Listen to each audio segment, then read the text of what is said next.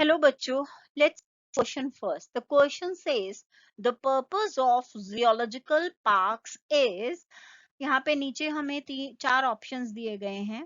To entertain the public, to learn their food habits and behavior, both A and B, to hunt various animals.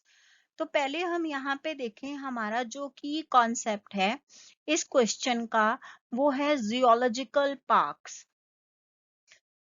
पहले time में juice जो हैं वो हुआ करते थे और जू एक ऐसी प्लेस थी जहाँ पे पर्टिकुलरली एनिमल्स को कैप्टिविटी में रखा जाता था, उनको पिंजरे में बंद करके रखा जाता था. एंड उनका जो पर्पस रहता था वो रिक्रिएशन ही रहता था पब्लिक के लिए. पर अभी जो कॉन्सेप्ट है वो चेंज हो गया है विद प्रेजेंट टाइम. हमारी हमारे इकोलॉजी के लिए, हमारे इकोसिस्टम के लिए या अर्थ के सही से सर्वाइवल के लिए यहाँ पे वाइल्ड लाइफ का कंजर्व होना बहुत जरूरी है.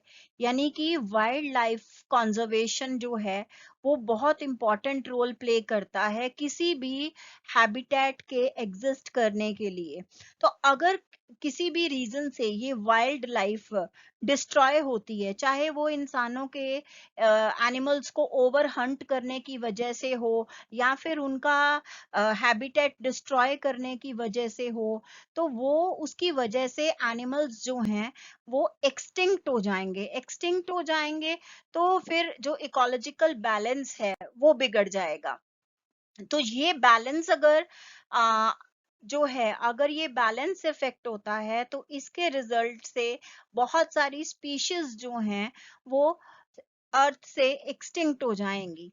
तो यहाँ पे अगर हम इस तरीके के जियोलॉजिकल पार्क्स बिल्ड करते हैं तो यहाँ पे अब जो मेजर इफेक्ट है, रीजन है इन जियोलॉजिकल पार्क्स को मेंटेन करने का, वो यहाँ पे एनिमल्स, एक तो वो species particularly wild life species को कंजर्व करना.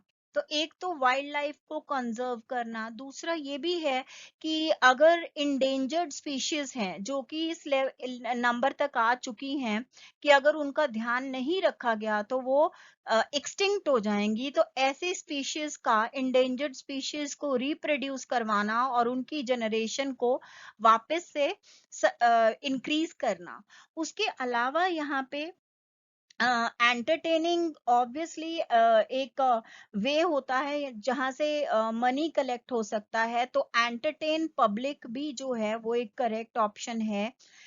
इससे मनी इकट्ठा होता है और फिर वो मनी जो है उसमें उनके वाइल्ड लाइफ के उस कंजर्वेशन के लिए यूज हो सकता है.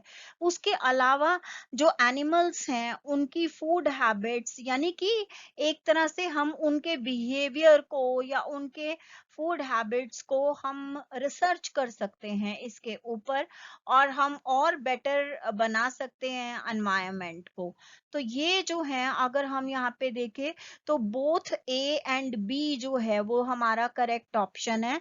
तो यानी कि हमारी ऑप्शन सी जो है, जिसमें कि entertain the public and learn the behaviour and food habit, दोनों ही करेक्ट ऑप्शन है. I hope you understood it well. Best of luck.